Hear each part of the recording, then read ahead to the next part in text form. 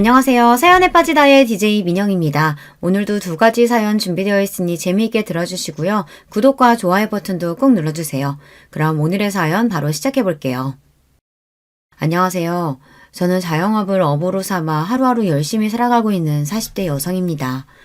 본인 사업장을 꾸려가시는 분이시라면 다들 아시겠지만 장사라는 게 결코 녹록지가 않은 일이죠. 무슨 일이든 밥 벌어먹고 사는 일에 쉬운 일이라는 게 없다지만 하루 매출이 그날그날 눈으로 확연히 드러나는 일인 만큼 쉽사리 휴일을 가지기도 어려운 일이 바로 장사죠. 특히 저는 식당을 운영하고 있거든요. 식당 운영이라는 게 손님들이 오시는 시간을 제외해도 음식을 미리 준비하고 재료를 손질하는 등 사람 손 가는 일이 너무 많아요. 하지만 아무리 바빠도 세상 사는 이야기 나눌 존재가 없다는 허전함을 느끼는 건 또 별개의 일이잖아요. 그런 제 헛헛한 마음을 달래주는 것이 바로 이 채널을 통해 듣는 여러분의 사연입니다. 손은 제게 놀리면서도 귀는 여러분들 진솔한 사는 이야기에 쫑긋 집중하고 있자면 수많은 사연을 안고도 씩씩하게 살아가는 여러분께 저 역시 살아갈 힘을 얻기도 합니다. 지금은 식당 일도 손에 있고 이런 생활을 하는데도 제법 익숙해져서 마음의 안정을 찾았지만 사실 홀로서기를 하는 과정이 쉽지만은 않았습니다. 여러분들 앞이니 드리는 말씀이지만 제가 처음부터 홀로 이 식당을 운영했던 건 아니었어요.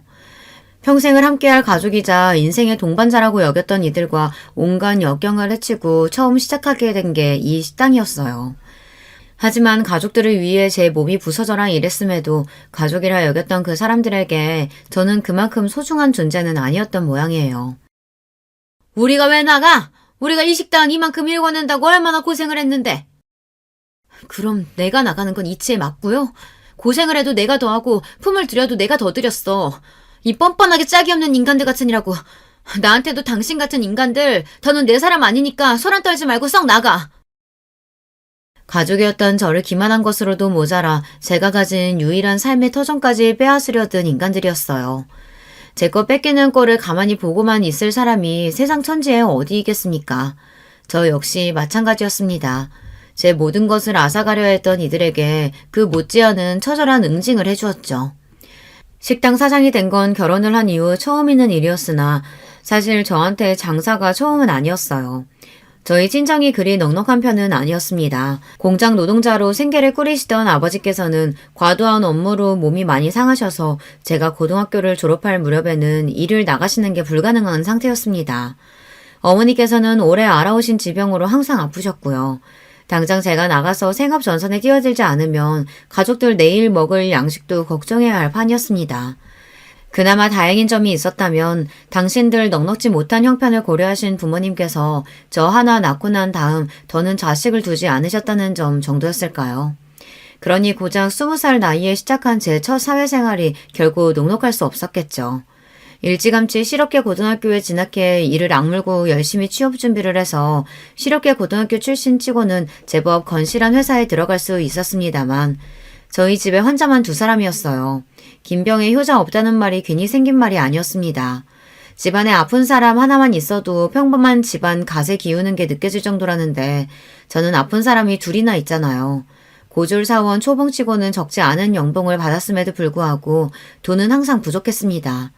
그러다 보니 퇴근 시간 이후로 파트타임으로 아르바이트를 하나 더 했고 주말에도 업장 상황에 따라 하루씩 주말 알바를 했습니다.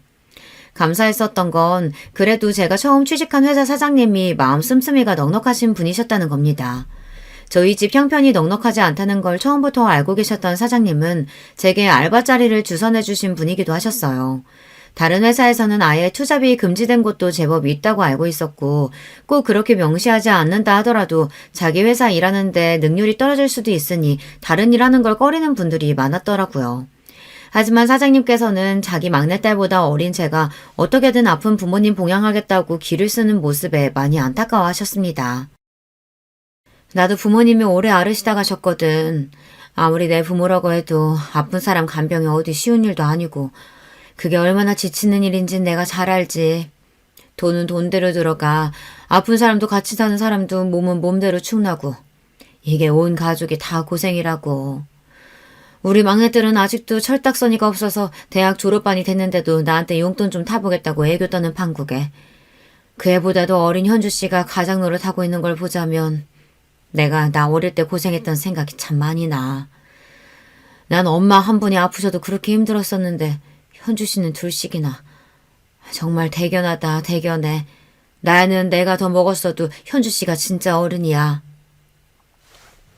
당시 제가 다니던 회사는 규모는 아직 작았으나 착실히 내실을 쌓고 있던 화장품 회사였습니다.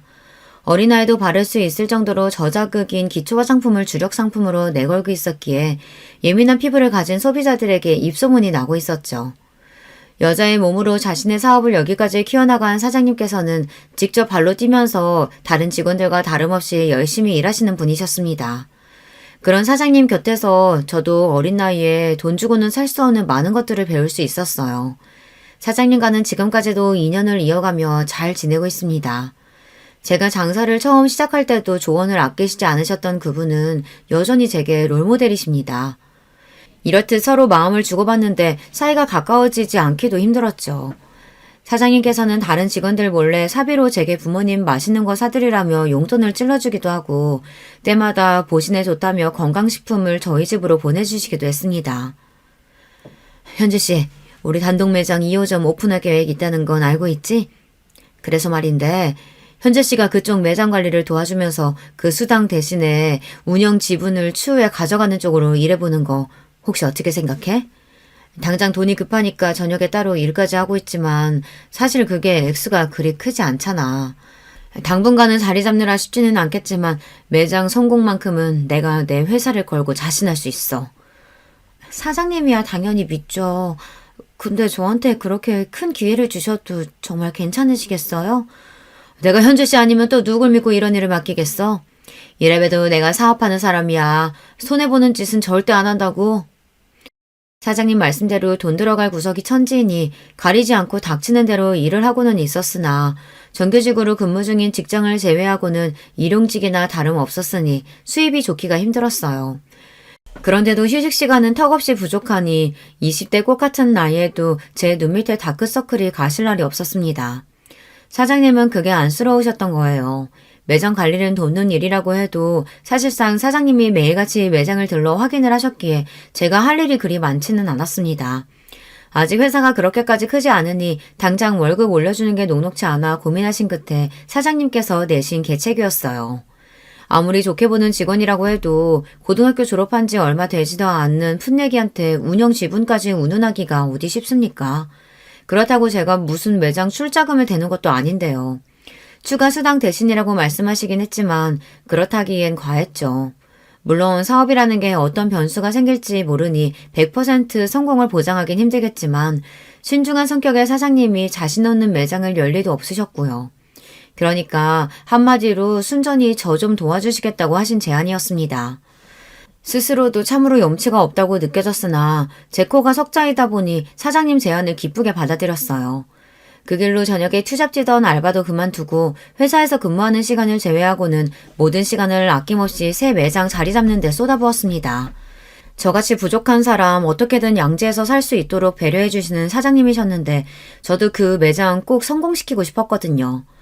그 무렵 제대로 입소문을 타기 시작한 저희 회사 화장품에 대한 관심도 나날이 높아졌고 2호점 역시 금세 호황을 맞이하게 되었습니다. 현주 씨 정말 고생 많았어. 회사 일에 매장 일까지 정신 없었을 텐데 이렇게 잘해주고. 현주 씨가 정말 내 귀인이다. 이건 내가 전에 약속했던 배당금. 통장에 찍힌 금액을 보고 눈이 튀어나올 뻔했습니다.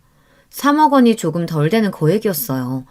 새 매장을 오픈한 지 채 1년도 되지 않아 괄목할 만한 성장을 했다는 거야. 매일 제 두 눈으로 확인했으니 알고 있었어요. 그렇다고 제가 이런 거액을 가져갈 만한 대단한 일을 해냈다고는 생각이 들지 않았습니다. 아무리 돈이야 많을수록 좋다지만 어릴 적부터 포기하는 법을 먼저 배웠던 저로서는 제 분수에 맞지 않는 돈을 욕심낼 수 없었어요. 사장님, 저 이 돈 못 받아요. 저 같은 평사원이 무슨 능력이 있다고 이런 거금을 받아요. 그 매장 운영하면서 내가 누구를 의지했겠어. 판매직거든 왜 매장 운영에 관여하는 게 우리 줄밖에 더 돼? 게다가 그걸 무급으로 일했는데 이 돈 도로 나 돌려주면 나 악덕사장 되는 거야. 내가 누누이 말하지만 나 사업가야. 절대 이유 없는 돈 쓰는 사람 아니니까 자기도 자기가 노력한 대가는 당당하게 받아. 태어나 처음 만져보는 액수의 돈이었습니다. 언감생심 꿈꿀 수도 없는 금액이었죠.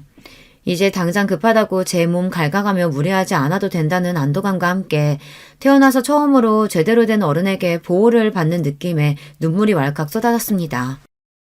사장님, 정말 감사합니다. 돈도 돈이지만 사장님 아니셨으면 제가 지금쯤 어떻게 되었을지도 몰라요.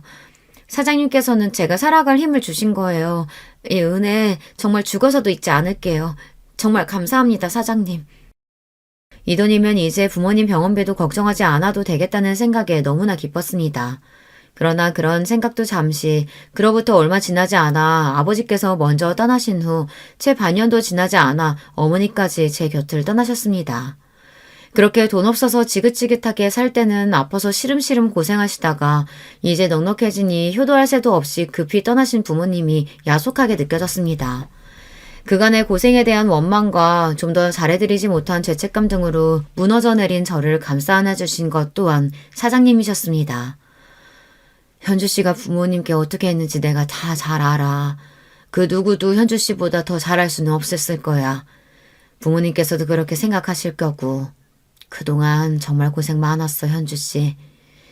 사장님이 아니셨더라면 정말 세상에 홀로 남는 기분에 많이 힘들었을 겁니다.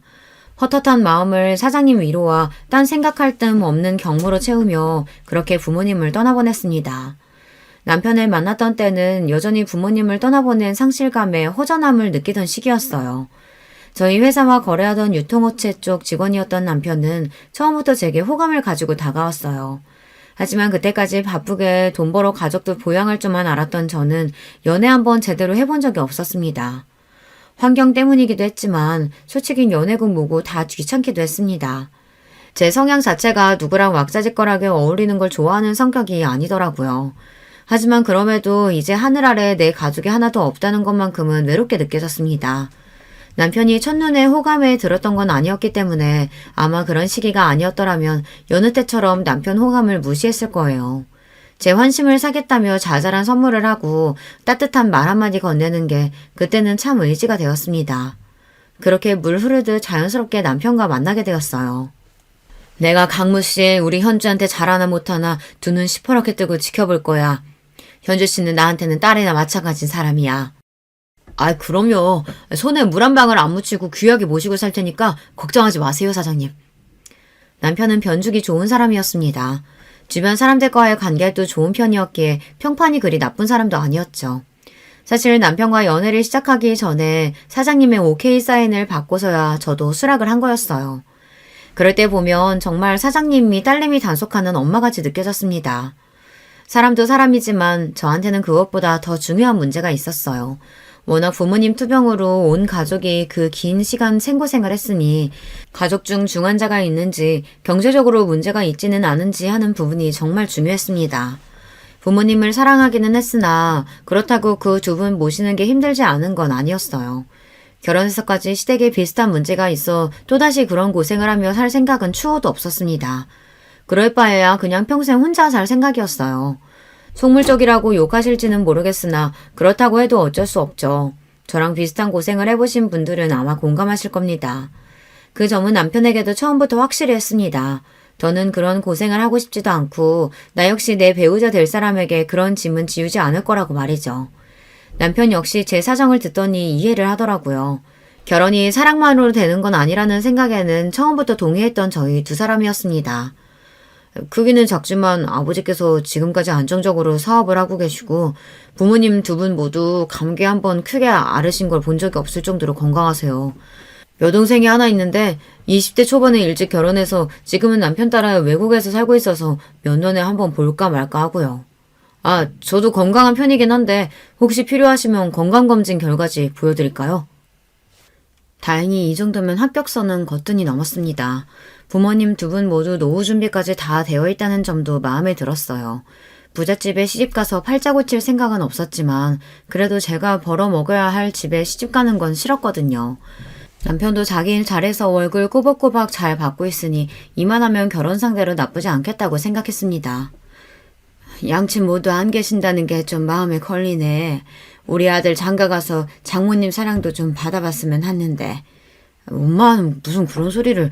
부모님 일찍 돌아가신 게 현주 씨 잘못이야. 어린 나이에도 정석과 부모님 모신 것만 해도 대견한 사람을. 시어머니 되실 분이 저한테 제대로 된 친정이 없다는 걸 꼬투리 잡아 걸고 넘어지셨으나 남편인 단박에 말을 끊어버렸습니다. 결혼이야 마음 맞는 사람 만나서 하면 좋고 아니어도 별 상관없다고 생각한 저와는 달리 남편은 결혼에 목숨을 걸고 있었습니다. 저한테 트집 잡아봐야 저는 영 가망이 없겠다 싶으면 정리할 생각도 있었으니 손해볼 건 어차피 당신 아들뿐이었어요. 그렇게 며느리 귀 한번 눌러보겠다는 시어머니 시도는 수포로 돌아가고 그 이후로는 별다른 문제 없이 수월하게 결혼에 골인했습니다. 결혼 전에 경제적인 문제에 관해서도 집이나 생활비 같은 건 서로 각출하기로 하고 서로의 수입은 각자 관리하기로 합의를 했기 때문에 집을 합쳤다는 것 외에는 생각보다 많은 부분이 바뀌지는 않았습니다. 결혼 전 제가 목돈을 제법 모아놓았다는 것도 굳이 남편에게 미리 밝히지는 않았어요. 저 역시 남편에게 굳이 캐묻지 않았고요. 결혼 전에 번 돈이야 온전히 본인 재산인 건데 제가 궁금해하거나 탐낼 것도 아니고요. 남편은 그렇게 생각하기보단 아픈 부모 밑에서 오래 고생한 제가 딱히 가진 돈이 있을 거라는 생각 자체를 하지 않은 것 같았습니다. 게다가 제가 차림새가 수수한 편이라 더 그렇기도 했을 거예요. 생활비 내고 각자 돈은 각자 관리하자는 말에 남편이 더 반가워했습니다. 역시 사회생활을 하는 사람이라고는가. 현주 씨가 센스가 있어. 사실 결혼하고 뭐 사소한 거 하나 쓰기에도 서로 눈치 보고 그런 게 편치는 않잖아. 서로 필요할 때는 아끼지 않으면서 자기 건 자기가 관리하고 난 좋아. 아마 저한테 가진 재산이 꽤 되는 걸 알았는데도 남편이 저리 좋아했을까 생각해보니 저도 참 답 없는 사람을 만났다 싶네요. 어찌되었든 둘 모두 합의하에 시작된 생활이었기에 저희끼리는 잡음 없이 잘 지냈습니다. 잡음은 항상 시댁 쪽에서 시작되었습니다. 결혼 직후부터 손자 타령을 입에 달고 살던 시어머니가 급기야 대놓고 이렇게 말하기 시작했어요. 시집을 왔으면 당연히 애부터 낳을 생각을 해야지. 나이가 적은 것도 아니고 곧 있으면 노산인데 남의 집 대 끊을 작정인 게 아니면 당연히 며느리 의무부터 할 생각을 해야 할 것 아냐. 제 나이가 가 30을 넘겼을 때였습니다. 남편이 저보다 5살이나 많으니 남편 입장에서 노산이라면 노산이겠네요. 평소 같으면 시어머니가 뭐라고 하든 말든 신경도 쓰지 않지만 아이 문제에서만큼은 남편도 은근슬쩍 제 어머니 편을 들더라고요. 사실 더 늦기 전에 나도 아이 가졌으면 싶기는 하거든. 자기도 아예 자식 생각이 없는 건 아니잖아. 그런 거 같으면 더 기다릴 것도 없이 가지는 것도 좋지. 남편 말대로 제가 아예 아이 생각이 없는 건 아니었기에 저 역시 고민을 하기 시작했습니다. 하지만 회사 문제도 있고 분명 아이가 생기면 지금과는 생활이 달라져도 너무나 달라지겠죠. 아이 가진다고 나 일 쉬면 그동안 내 수입이 없을 텐데 그건 어떻게 하고? 그리고 아이 낳는다고 은근슬쩍 집에 눌러앉을 생각 없어. 최대한 빨리 회사 복직해서 일할 거야. 그럼. 설마 내가 당신 집에 들어앉힐까 봐? 그리고 내 자식 갖겠다고 하는 건데 설마 내가 당신 돈 안 벌어온다고 타박하겠어? 걱정 마. 이렇게 된 김에 당신도 좀 쉬면서 몸도 보호하고 아이 준비하는 건 어때? 당신 고등학교 졸업하고 이때까지 제대로 된 휴가 한 번도 못 갔잖아. 돌이켜 생각해보니 정말로 제대로 쉬어본 적이 없었습니다. 그래, 이제 나 일한다고 굶어 죽는 것도 아니고 남편 말 맞다나 제 새끼 가진다고 쉬는 건데 날 구박이라도 했다가는 가만 안 두면 그만이지 하는 생각이 들었습니다. 남편 모르게 쓸 수 있는 여윳돈도 제법 많았고요.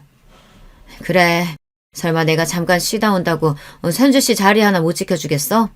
이날 이때까지 그렇게 쉴 틈 없이 일했는데 이제 현주 씨도 숨 돌릴 틈이 좀 생겼네. 내가 현주 씨 시집가고 나서도 잘 지내는 건가 걱정이었는데 이렇게 마누라 쉬게 해줄 줄도 알고 잘 살아서 정말 다행이다. 휴직기 이야기를 꺼내자 흔쾌히 받아주시는 사장님 덕에 저 역시 이제 이런 여유를 부릴 수 있는 삶을 살게 된 게 흡족했습니다. 그렇게 태어나 처음으로 아무 걱정 없이 빈둥빈둥 쉬는 날을 맞이하게 되었어요. 처음 며칠은 좀 불안한 기분이 들더니 의외로 백수 생활이 저한테 잘 맞더라고요. 혼자서 조용히 그동안 해보지 못했던 것들을 하나씩 해보는 것도 제법 즐거웠고요. 마음이 편해 그런 건지 얼굴도 꽤 좋아졌습니다. 비록 제 아들 일하는 동안 팔자가 늘어진 저를 보고 심통이 난 시어머니 얼굴을 보는 건 반갑지 않았지만 말입니다. 우리 아들은 얼굴이 판쪽이 되도록 고생하는데 너는 아주 팔자가 늘어졌구나. 남편 돈으로 그렇게 놀고 먹으니 좋니? 저희는 처음부터 각자 번 돈 각자 썼어요. 제 돈 제가 쓰고 노는 거니까 아들 걱정은 안 하셔도 돼요. 자기한테는 져줄 생각이 없는 며느리 말에 또 파르르 하는 시어머니였지만 제가 뭐 틀린 말 했나요? 그러게 가는 말이 고와야 오는 말이 고운 겁니다. 회사 안 나간다고 자꾸만 불러서 귀찮게 굴려는 시어머니는 제가 시댁 자주 안 온다는 게 늘 불만이었으나 애초에 사람을 저리 대하는데 누가 좋다고 거길 가겠습니까? 자주 안 보는 게 상책이었어요. 그즘 별탈 없이 평탄하게 운영하시던 시아버지 회사에 변화의 소용돌이가 치기 시작했습니다. 어디서 무슨 말을 듣고 혹한 건지 평생 구멍가게 수준으로 운영하던 회사를 키워보겠다며 시아버지가 가진 재산 모두 끌어모아 회사 덩치를 불리고 있다는 소식을 뒤늦게 들었을 때는 염려가 되었어요. 괜히 긁어부스럼 만들까 싶었으나 정말 남편 반응은 심심했습니다. 뭐 평생 하시던 일인데 알아서 잘 하시겠지. 그리고 잘 안 되더라도 빚도 돈 있는 사람들이나 지는 거지. 애초에 뭐 가진 것도 별로 없는 아버지가 잃어봤자 얼마나 잃으시겠어. 그래도 지금 사시는 집도 있고 노후 대비도 해놓으셨고 더 늦기 전에 아버지도 해보고 싶은 일은 있으셨겠지. 당신 아드님도 저리 말하는데 내가 뭐라고 끼어들 일도 아니지 싶어 저도 그냥 그러고 말았습니다. 그래서 새벽에 시부모님이 갑작스럽게 쳐들어왔을 땐 진짜 너무 놀랐어요. 아이고 강무야, 이제 우리 어떡하니? 네 엄마 길거리에 나 앉게 생겼다. 아직 잠에서 제대로 깨지도 못해 어안이 벙벙한 저희 앞에 퍼질러 앉아 시어머니가 대성통곡을 하셨습니다. 이게 다 무슨 일인가 싶어 정신을 못 차리고 있는데 시아버지가 뒤쪽에서 나라 잃은 표정으로 죄인처럼 서 있는 게 눈에 들어왔어요. 난리를 치면서 그 새벽에 집이 떠나가라 울던 시모가 갑자기 당신 남편을 획 쏘아보더니 원망의 말들을 마구 퍼부어댔습니다. 그러니까 갑자기 무슨 팔자에도 없는 사업 확장이야. 다 늙어서 이날 이때까지 사업가로 큰 재미도 못 봤으면서 내 능력치가 여기까지겠거니 생각하고 있는 거나 잘 쥐고 있을 생각을 했어야지. 이제 어쩔 거야. 집이고 뭐고 다 넘어가고 그나마 가진 재산 빚잔치 하면 당장 땡천 한 푼도 없는데요. 당장 어디서 살 거냐고. 그러니까 그 무리를 해서 키워놓은 시아버지 사업이 결국에는 엎어졌다는 겁니다. 남편 말만 들었을 때는 남은 여유자금으로 벌인 일인 줄 알았는데 시부모님이 살고 있던 집에 빚까지 좀 졌더라고요. 집은 이미 경매로 넘어간 후였어요. 두 분 가진 걸 전부 다 털어막으면 어떻게 빚은 해결할 수 있겠지만 그동안 모아둔 거 전부 박박 긁어야 겨우 수습이 가능한 수준이었습니다. 노후자금으로 마련한 건 역시 그렇게 한순간에 날아가 버렸죠. 땡전 한 푼 남은 것 없다는 시어머니의 말은 과장이 아니었어요. 내가 정말 너희들한테 면목이 없다. 그래도 당장 일이 이렇게 되었으니 어쩌겠니? 당분간만이라도 너희들한테 신세 좀 질 수 없겠니? 자다 날벼락 맞은 기분에 기가 막혔습니다. 일단 당장 갈 곳이 없는 시부모님 내쫓을 수도 없으니 다른 방에 자리를 펴드리고 와서는 남편과 마주 앉았습니다. 오늘이야 사정이 저리 되었으니 어쩔 수 없지만 나 당신 부모님이랑 한 집에서 못 살아. 아버님이면 또 몰라도 어머님까지. 이유는 당신이 더 잘할 테고. 우리 엄마가 당신한테 한 짓이 있으니 싫은 거야 당연히 이해하지만 그렇다고 나이 드신 분들 어디 갈 데 있다고 나가시라 그래. 그래도 내가 자식인데, 어? 가뜩이나 마음에 들지도 않은 시어머니 머물 곳까지 알아봐야 한다는 생각에 머리가 지끈거렸으나 계속 그러고 앉아있는다고 무슨 수가 나는 것도 아니었습니다. 결국 내키지 않는 어투로 남편에게 말했어요. 기다려봐. 내가 좀 알아볼 테니. 제가 연락을 드린 사람은 바로 사장님이었습니다. 사장님 회사는 날이 갈수록 성장해 이제는 제법 중견기업 태가 났습니다. 사장님께서도 살림살이가 예전과는 비교할 수도 없을 정도였고요. 소유하신 건물도 벌써 여러 채였는데 그중 유동 한 건물에 공실이 많아 걱정이라는 말씀을 하신 적이 있었거든요. 사장님, 당장 입실 가능한 집 아직 있어요? 응? 집이야 있지만 현주씨 무슨 일 있어? 간략하게 자초지정을 설명하자 사장님 얼굴에 금세 걱정하는 기색이 비쳤습니다. 평생 고생만 한 제가 시집가서 좀 잘 사나 싶었는데 시댁이 저리 쫄딱 망했으니 듣는 사장님이라고 기분이 좋으실 리 없으셨겠죠. 매번 힘들 때마다 사장님 도움을 받는 게 죄송스러웠지만 당장 생각나는 분도 사장님 뿐이었습니다. 월세는 바로 마련해서 보내드릴게요. 최대한 빨리 입주할 수 있으면 돼요. 그건 걱정할 거 없어. 당장 오늘이라도 들어갈 수 있으니까. 돈도 천천히 얘기하자고. 현주 씨 시부모님이면 나하고도 인연이 없다고 할 순 없는데 급할 거 없잖아. 응? 이번에도 선뜻 제게 도움의 손길을 내밀어 주신 사장님께 정말 감사했습니다. 신부모님도 이렇게까지 해주시긴 쉽지 않으셨을 거예요. 그렇게 급히 시부모님 거처 문제를 해결해 드렸습니다. 꼼짝없이 아들 집에 얹혀 살 줄 알았는데 그래도 상태가 나쁘지 않은 곳에 바로 머무를 곳을 마련해준 며느리 덕분에 두 분 얼굴에도 잠시 수심이 가셨어요. 아가, 네 덕분에 내가 숨이라도 돌렸다. 이 은혜 잊지 않으마. 정말 고맙다. 그래, 고맙구나. 늘 틱틱대던 시어머니도 그래도 제 덕에 고생을 덜은 줄은 아시는 건지 드물게 감사 인사를 하셨습니다. 여전히 표정은 떨떠름하셨지만 말입니다. 그렇게 살 곳은 마련했으나 시부모님 당장 먹고 살 일도 문제였어요. 가진 거라고는 하나 없는 두 노인이 이제 와서 어디 취직하기도 마땅치 않고 앞으로의 일을 생각하면 가슴이 답답했습니다. 여보, 정말 미안해. 결혼 전에 그렇게 당신이 당부했는데 집 문제도 그렇고 결국 이렇게 당신한테 피해를 끼치게 되네. 내가 정말 당신한테 면목이 없어. 자기 잘못도 아닌 일을 가지고 제 앞에서 죄인이 된 남편을 보자니 아픈 부모님 때문에 항상 돈이 없어 서러운 일을 수도 없이 겪어야 했던 지난날의 제가 떠오르더군요. 그래도 내가 평생을 함께하겠다고 선택한 사람이 저러고 있는 걸 보자니 저도 마음이 안 좋았습니다. 그렇게 여러 날 고심한 끝에 남편과 시부모님을 한데 모아 그간 제가 계획한 바를 차근차근 설명하기 시작했습니다. 사실 제가 결혼 전에 모아둔 돈이 조금 있어요. 그걸 어떻게 쓸지 고민이 많았는데 역시 가족들한테 쓰는 게 맞는 것 같습니다. 제가 그래도 손재주는 좀 있으니 식당 창업을 할까 하는데 아무래도 저 혼자서는 무리겠죠. 아버님, 어머님이 오셔서 얼마간만이라도 좀 도와주시면 힘이 될 것 같아요. 물론 가족이라고 그냥 해달라는 거 아니고 꼬박꼬박 월급 챙겨드릴 거예요. 다른 직원들도 고용할 계획이니 일이 그렇게 힘들지는 않을 거고요. 어떻게 하실 생각 있으세요? 생각지도 못했던 목돈 이야기에 세 사람 눈이 휘둥그레졌습니다. 특히 시어머니는 눈이 튀어나올 것만 같더라고요. 너 그런 돈이 있으면 친정 이야기를 써야지. 왜 지금까지 얘기를 안 하고? 제 돈인데 굳이 이야기할 필요가 없겠죠. 그래서 생각 있으시냐고요. 본인이 아쉬운 입장임에도 무슨 자격으로 얘기를 하느니만이 발끈하는 시어머니는 쏙 빼버릴까 하는 생각이 잠시 들었지만 어쨌든 저랑 제 남편 좋자고 꺼낸 이야기였으니까요. 저 사람이 괜한 소리를. 우리야 그저 고맙지. 우리 같은 뒷방 늙은이 일감도 주고 월급도 준다는데 그렇지 않아도 내 사업이 그리 되고 나니 그렇게 들러붙던 인간들도 다 떠나고 돈 한 푼 빌리기가 쉽지 않았다. 이렇게 네가 도와주니 이제 굶어 죽을 걱정은 하지 않겠구나. 시켜만 주면 무슨 일이든 해야지. 그래도 시아버지는 염치는 있으신 분이셨어요.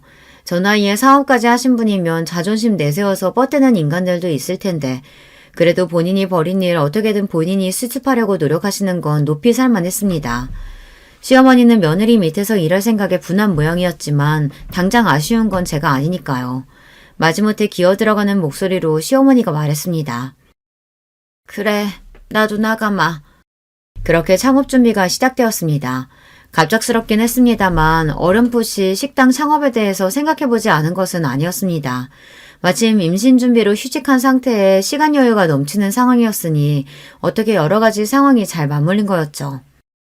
어머, 식당을? 하긴 현주 씨 손이 워낙 야무져야지. 그래도 창업이라는 게 쉬운 일이 아닐 텐데 그나저나 현주 씨 같이 유능한 직원이 그만두면 아쉬워서 어째? 창업을 하게 되었으니 회사 생활을 완전히 정리해야 해서 말씀드렸더니 사장님께서 많이 아쉬워하셨습니다. 그러면서도 저의 새 출발을 진심으로 축하해 주시는 사장님이었어요. 다른 그 누구보다 사장님의 지지가 큰 힘이 되었습니다. 저기 자기 여윳돈이 대체 얼마나 되는 거야? 식당 인테리어도 그렇고 돈이 한두 푼 드는 게 아닐 텐데. 나도 있는 돈 없는 돈 다 긁어모아 탈탈 털었어. 5억 조금 안 될 거야. 내 전 재산 다 쏟아부으니까 이 식당 꼭 성공해야 돼. 5억? 5억이라는 말에 금방이라도 남편이 뒤로 넘어갈 것 같더라고요. 사실 가진 돈은 5억이 좀 넘었으나 저도 마지막 믿는 구석은 있어야죠. 결혼 전에 사장님께 받았던 3억이 좀 안 되는 돈은 그동안 투자 등을 통해 그 몸집을 키워 5억이 넘는 돈으로 불어났습니다. 거기에 결혼 전까지 딱히 쓰는 것도 없이 차곡차곡 모아둔 월급까지 합치면 금액이 더욱 커졌죠. 제가 아무렴 믿는 구석도 없이 덜컥 휴직계를 썼겠습니까? 몇 년 정도는 한량처럼 놀아도 전혀 걱정할 것이 없었습니다. 비록 생각만 했던 일이 갑작스럽게 현실로 구현되긴 했지만 제가 그렇게 호락호락한 사람은 아니었어요. 식당 인테리어며 메뉴 구성이며 정신없이 바쁘게 돌아가는 와중에도 시장 조사와 어떤 고객층을 타겟으로 잡을지 철저하게 준비했습니다. 제가 제 업장을 운영해 본 적은 없어도 회사 다니면서 새 매장 운영 일은 해보지 않았겠습니까? 비록 동종업계는 아니지만 그때 사장님 하시는 걸 보면서 배운 게 결코 적지 않았습니다. 사장님 역시 자기 사업으로 바쁘신 와중에도 틈틈이 재창업에 조언을 아끼지 않으셨습니다. 제가 아는 전문가 중에도 가장 신뢰할 수 있는 사람이 사장님이셨으니 돈 주고도 얻지 못할 귀한 말씀을 거저 얻은 거나 마찬가지였죠. 그렇게 제대로 준비한 저의 첫 식당이 문을 열었습니다. 한식 가정식을 주 메뉴로 잡아 깔끔하게 즐길 수 있는 세련된 인테리어의 식당이었어요. 사실 다루는 메뉴는 백반집에서 흔히 볼 수 있는 것들이었지만 마치 일본 가정식이나 1인 코스 요리를 먹는 것처럼 깔끔하고 세련되게 구성을 했습니다. 이건 역시 다분히 의도된 것이었어요. 요즘 젊은 층들 사이에서 이런 소박한 음식들이 유행이거든요. 그 와중에 사진 찍을 만한 예쁜 것들에 열광하는 심리를 잘 파악해서 꼭 인증창 찍기 좋은 잘 꾸며진 카페에서 든든한 한식으로 배를 채울 수 있는 식당을 만든 거죠. 이건 역시 제 아이디어에 사장님께서 살을 붙여주셨습니다. 거기에 회사 다닐 적 제 주력 업무였던 인터넷 매체를 활용한 홍보까지 더해 저희 식당은 인근에서 아주 핫한 식당으로 급부상했습니다. 덕분에 식당 일은 눈코 뜰 새 없이 바빠졌어요. 처음 시부모님께 말씀드린 대로 직원들도 넉넉하게 뽑았습니다. 비록 양념장 비율을 비롯한 음식 레시피는 저 혼자 알고 있는 영업 비밀이었으나 그 외의 업무는 직원들에게 고루 분배해 사람이 많아도 직원들이 너무 급히 서두르는 느낌이 나지 않도록 신경 썼습니다. 백반을 먹어도 귀히 대접받는 느낌이 나도록 이게 제가 철저하게 지키는 저희 식당 영업 방침이었습니다. 대접받는 걸 싫어하는 사람은 아무도 없으니 젊은 손님층은 물론 그 젊은 손님들이 자기 부모님을 모시고 대접하는 곳으로도 꽤 좋은 평가를 받았죠. 시부모님 월급을 드리려면 명분이 있어야 하니 두 분 출근하시라고 하긴 했지만 사실 그렇게 일을 시킬 생각이 있는 건 아니었어요. 특히나 시어머니의 경우 그 모난 성격으로 손님들 심기나 거스르지 않으면 다행이었기에 나와서 남을 다드는 거나 조금 돕게 하고는 몇 시간 식당에 머물게 두지도 않았습니다. 시아버지께도 소일거리 정도나 드릴 생각이었으나 예상보다 시아버지도 다부지게 마음을 먹고 진지하게 일에 임하시더라고요. 제가 말려도 의욕적으로 온갖 일을 찾아하시고 손님들에게도 친절하셨고요. 결국 시아버지는 서빙 일을 맡게 되셨는데 은발의 신사가 친절하게 서빙하고 음식 설명을 해주는 게 제법 반응이 괜찮았습니다. 그저 용돈벌이나 할 수 있게 해드리려고 했는데 저리 열심히 해주시니 저도 기분이 나쁘지 않았죠. 여보, 요새 식당 일 때문에 정신이 하나도 없지? 아무래도 믿고 맡길 수 있는 사람이 더 있어야 하지 않겠어? 응? 아니야. 몸은 좀 힘들어도 요새 장사도 잘 되고 입소문도 타고 있고 기분이 좋아 그런가 버틸만 하네. 생각해보니 그때부터 남편은 슬슬 시동을 걸었던 것 같은데 워낙 식당 일 외에 신경을 못 쓴 제가 미처 알아차리지 못했던 것 같습니다. 식당을 연 지 1년이 좀 넘었을까. 한 유명 케이블 맛집 프로그램에 저희 식당이 등장한 이후부터는 이제 식사 시간에 웨이팅 없이는 입장이 어려울 정도로 손님이 늘어났습니다. 그야말로 초대박이 난 거죠. 여보, 내일부터는 나도 식당으로 출근할게. 당신 혼자서 이 난리 감당이 되겠어? 이럴 때 남편이 힘이 돼야지. 무슨 소리야? 당신 회사는 어쩌고? 실은 나 회사 정리했어. 내 월급 쥐꼬리만한 거 받는 거보다 당장 식당 일이 훨씬 더 급한데 여러모로 생각해봐도 그게 더 우리 부부한테 이득 아니겠어? 마누라한테 이런 방구도 없이 덜컥 회사 간다놓고 하는 소리가 아주 가관이었습니다. 제가 언제 저더러 도와달라고 했나요? 요새 취직이 얼마나 어려운데 사람 사는 일이 어찌 될 줄 알고 저렇게 경솔한 행동을 한답니까? 거기다 지금껏 자기 수입 철저히 자기 것으로 해놓고 왜 식당 일은 자기가 참여하는 게 당연한 것처럼 구는 거냐고요. 한마디 상의 없이 멋대로 결정해놓고 내 식당은 왜 제 집 지나들듯 마음대로 출근하니마니 하는 건데 당신 정말 내가 우스워?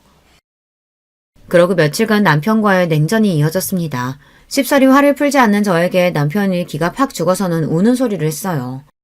나는 정말로 자기 생각한다고 그런 거야. 우리 부모님도 식당 나가서 일손 거두시는데 남편이 돼서 당신 고생하는 거 뻔히 알면서 가만히 있기도 그랬다고. 그리고 사표는 진작 수리됐는걸. 그러지 말고 화 풀어라. 자기야, 응? 속이 뒤집힐 지경이었지만 직장도 없는 마당에 저 인간을 놀려봐야 또 뭐 하겠습니까? 이건 남편이 아니라 왼수가 따로 없었어요. 그렇게 울며 겨자 먹기로 남편까지 식당에 출근하게 되니 이제 온 시댁 식구들이 식당에 불터서 먹고 사는 판국이었습니다. 시아버지야 열심히 일을 하신다곤 하지만 아무래도 경력 있는 다른 직원들 따라가기는 쉽지 않았죠. 게다가 월급도 다른 직원들보다 거의 배는 챙겨드리고 있었어요. 얄밉긴 하지만 시어머니 역시 마찬가지였죠. 사실상 제가 시댁 생활비를 대는 거는 다름없었습니다. 서로 짐이 되지 않는 깔끔한 결혼 생활을 하자며 결혼 전 남편과 한 약속이 무색했습니다. 예, 그래도 제가 명색이 사장 남편인데 일반 직원이랑 똑같이 대우해서 되겠어? 쟤도 뭐 믿는 구석이 있어야 좀 어깨 피고 살 거 아냐. 뭐가 예쁘다고 직장까지 때려치운 남편놈 직함까지 달아주니까 온 가족이 며느리한테 붙어 기생하면서 참 염치도 없다 싶었어요. 처음에는 제 눈치를 보던 남편도 잘나가는 식당 사장인 부인 덕에 직원들한테 사장님과 다름없는 대우를 받다 보니 아주 붕 떠서는 자기가 사장이라도 된 듯 굴었습니다. 당신 내 직원들한테 함부로 말 놓고 그러지 마. 나도 신경 써서 대우하는 사람들인데 왜 당신이 더 사장인 것처럼 거들먹거려? 내가 뭘 잘못했다고. 직원들 기운 좀 내라고 한 말 가지고 뭘 그렇게 예민하게 반응해. 당신 가만 보면 사장 됐다고 남편 너무 무시해. 직장 때려치웠을 때부터 서서히 남편에게서 멀어진 마음은 남편이 식당에 들어앉은 후로는 완전히 정이 떨어지는 지경까지 이르렀습니다. 이제 와서 도움을 주는 게 아니라 물 흐리는 거나 마찬가지였어요. 게다가 시어머니랑 둘이서 모자가 무슨 작당을 했는지 둘이서 쑥덕거리고 난 후에는 꼭 분란이 일어났습니다. 저 두 사람 때문에 더는 일 못하겠다는 직원까지 나오자 제가 얼마나 미안했던지 모릅니다. 어머니, 이러실 거면 더는 제 가게 나오지 마세요. 하시는 일도 없으면서 다니면서 분란만 만들고 대체 왜 그러시는 거예요? 저 망하라고 고사 지내시는 거예요? 이게 말하는 것 좀 봐. 너 혼자 잘해서 성공한 줄 알아? 식당 시작부터 고생한 시애미한테 고마운 줄도 모르고. 자기가 뭐 한 게 있다고 이제 와서 대도하는 생색이에요. 그렇게 시어머니를 내쫓고 나니 가게가 그렇게 평온할 수가 없었습니다. 자기가 왕인 양 굴던 남편도 자기 편들어줄 시어머니가 없으니 기가 죽었는지 좀 눈치를 보더라고요. 하여튼 제 인생에 도움이 안 되는 양반이었습니다. 한 며칠 잠잠하더니 식당 브레이크 타임에 문을 부수기라도 할 기세로 시어머니가 다시 쳐들어왔습니다. 또 무슨 사람 기가 막히고 코가 막히는 소리를 하려나 팔짱을 끼고 보고 있는데 시어머니가 저한테 서류 봉투 하나를 착 집어던졌어요. 이혼 서류였어요. 이게 뭐예요? 그 사람이 나랑 이혼하겠대요? 우리 효자 아들이 제 마누라가 지 어미한테 하는 짓을 봤는데 그럼 그냥 넘어가겠어? 아주 돈 버는 유세는 혼자 다 떨고 이제 우리 아들한테도 이 식당 지분 있으니까 너 같은 막대 먹은 며느리 더 볼 것도 없다. 꼴랑 5억 가지고 그 유세를 떨었으니 그 돈대로 그대로 돌려주마. 그거 먹고 떨어져. 뭔 전식 나간 소리예요 이게. 제 아들놈한테 무슨 식당이 지분이 있으며 5억 줄 테니 이혼하라고 하는 건 또 무슨 소리고요. 입을 열수록 전입 가경이었습니다. 며느리한테 빌려먹는 주제에 돈 5억은 또 어디서 났고요. 그동안 며느리 돈 받아서 겨우 먹고 살았으면서 참 뻔뻔하기가 우스울 지경이네요. 저 아니면 돈 나올 구멍도 없으시면서 어머님한테 5억이 웬 말이에요? 내가 달라면 이거 줄 능력은 되시고요. 내가 능력이 왜 없어? 우리 아들이 이제 잘 나가는 식당 사장님인데 너 나중에 딴소리 할 생각 말고 이 돈 주면 두말 없이 이혼하는 거다. 알겠어? 그 인간이 도대체 제 어미 앞에서 무슨 허풍을 떨었는진 몰라도 저도 저 두 인간들한테 신물이 날 만큼 난 상태였습니다.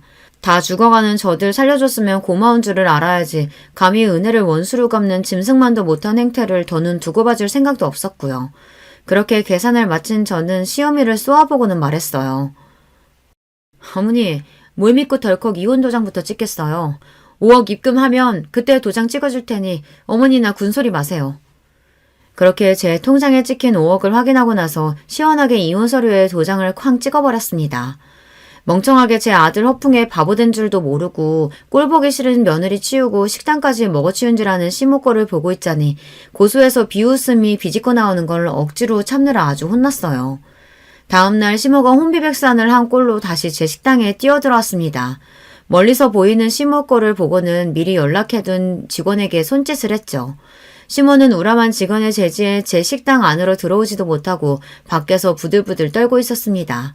제 딴에는 분해서 아주 죽을 지경이었을 겁니다. 그러던지 말든지 저는 여느 때와 다름없이 정성껏 음식을 만들고 손님을 응대했죠.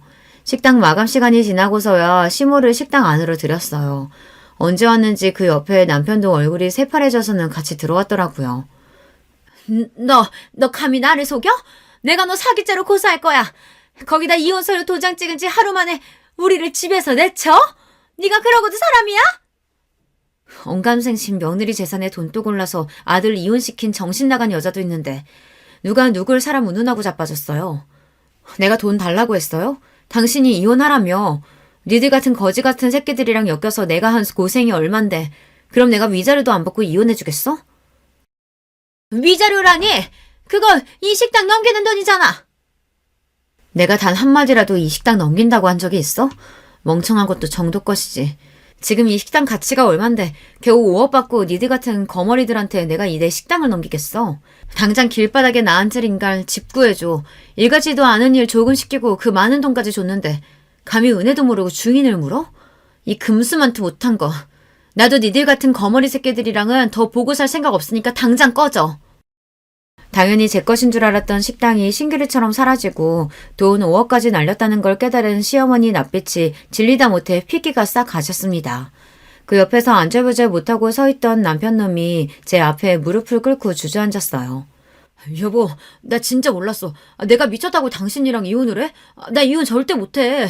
내가 접수한 것도 아닌데 어떻게 이혼을 해? 이놈이야 당연히 나랑 이혼할 생각이라고는 손끝만큼도 없겠지.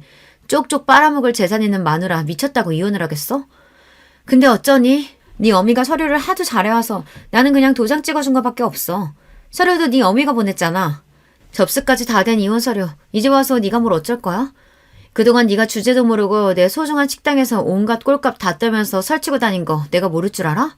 내가 내 청춘 다 갈아서 모은 돈으로 내 노력으로 일군 걸 네 놈이 뭘 했다고 감히 눈독을 들여? 이 버러지 같은 놈. 너 같은 놈 알아서 떨어져 준다니 내가 오늘부터 발 뻗고 자겠다. 네 놈 상대할 시간 없으니까 네 미친 엄마 데리고 당장 내 식당에서 나가. 그렇게 제발 살려달라고 비는 그 두 인간들을 제 눈앞에서 치워버렸습니다. 시어미야 처음부터 마음에 안 드는 인간이었으니 멍청하게 욕심부리다가 자기는 물론이고 자기 남편과 자식 인생까지 말아먹은 게 그저 고소하기만 했습니다. 하지만 남편놈은 그래도 한때는 저와 일평생을 함께하겠다고 마음먹었던 사람이었어요. 돈 앞에 사랑도 부질없었던 거였는지 아니면 애초에 그만큼의 사랑은 아니었던 건지 알 수 없지만 가슴이 휑한 기분이 드는 건 어쩔 수 없었습니다. 이미 서류 접수되었는데 이혼이 장난도 아니고 뒤늦게 남편이 난리쳐봤자 법원에서 받아들일 리 만무했습니다.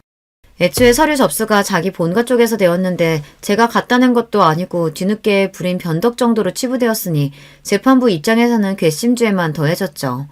그렇게 결국 남편과의 인혼이 확정되었습니다. 지가 지발로 직장 때려치우고 더는 제 식당에서 나댈 일도 없고 저 아니면 믿을 구석도 없으니 직업도 없는 놈이 개털인 상태였죠. 그렇다고 자기 부모들 사정이라고 다를 바 있습니까? 그 고약한 여자가 저한테 이혼 서류를 집어던진 바로 그날 곧장 집을 내어주신 사장님께 연락을 드렸습니다. 제 기가 막힌 소식에 저보다 더 분노하시는 사장님이셨어요.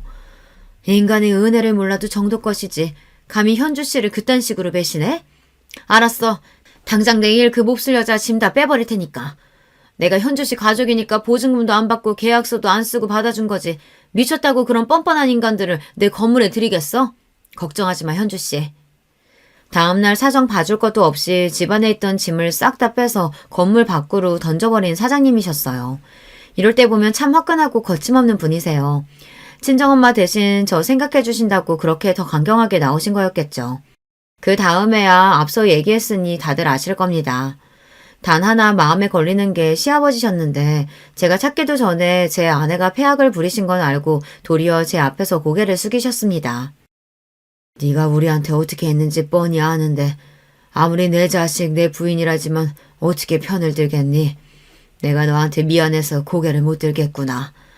이런 못난 인간들 때문에 고생한 거 다 있고 부디 앞으로는 좋은 일만 있었으면 싶구나. 뒤늦게 알고 힘되어주지 못해서 미안하다. 당장 가실 곳도 마땅치 않으실 테니 제가 부로 준비한 돈도 한사코 거절하셨습니다. 비록 말년에 잘못된 선택으로 가진 걸 다 날리기는 하셨으나 그래도 본인 부인이나 아들 같은 인간들에게는 아까운 분이셨어요. 알고 보니 저한테 보낸 5억은 그 시험이라는 여자가 자기 아들이 유명 식당 주인이라며 사기쳐서 지인들한테 뜯어낸 돈이었어요. 모자란 돈 일부는 사채까지 썼다더군요. 그 여자 앞으로 걸린 송사가 한두 개가 아니었습니다. 그 여자가 자기 주제로 갚지도 못할 돈을 뜯어냈으니 결국 실형을 살게 되었다고 하는데 오히려 그 여자한테는 그 편이 나을 겁니다. 출소했다가 사채업자들한테 무슨 짓을 당하게 될 줄 알고요. 그래봤자 이제는 저랑은 상관없는 남의 일이지만 말입니다.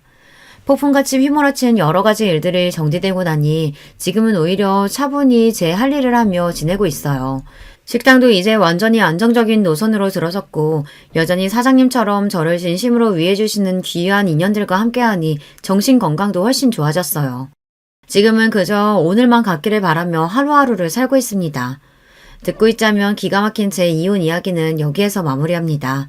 긴 이야기 끝까지 함께 해주신 여러분 모두 감사드려요. 안녕하세요. 저는 서울에서 아내와 사는 60대 초반의 남자입니다. 오늘은 저한테 일어났던 사연을 제보하려고 해요. 이 이야기는 저뿐만이 아니라 우리 가족의 인생이 다 포함되어 있을 정도로 큰 사건이었습니다. 그래도 이제 이런 얘기를 웃으면서 할 날이 오다니 인생 오래 살고 볼 일이네요. 여러분도 살면서 억울하거나 배신당했던 기억이 있으세요? 혹은 괘씸했던 경험이요. 만약 하나라도 해당하신다면 오늘 제가 제보하는 사연에 공감을 많이 하실 것 같습니다. 그럼 바로 시작할게요. 진영아, 아빠 네 형이랑 배 타고 고기 잡으러 갈 거야. 성희한테 말해놓을 테니 학교 끝나고 와서 성재랑 삼겹살 구워서 밥 먹어라. 밥 든든히 먹고 엄마 가게 일도 도와주고. 알겠지? 성재는 올 필요 없으니까 너만 가게로 가. 그럼 아버지 다녀온다. 네, 알겠어요, 아빠. 언제나 안전이 제일 우선인 거 알죠? 할머니가 바다는 사람이 이길 수 있는 존재가 아니라고 했어요. 그러니까 형하고 무리하지 말고 조심히 다녀오세요. 아휴, 할머니 돌아가시니까 이제 진영이 네가 잔소리 담당이냐?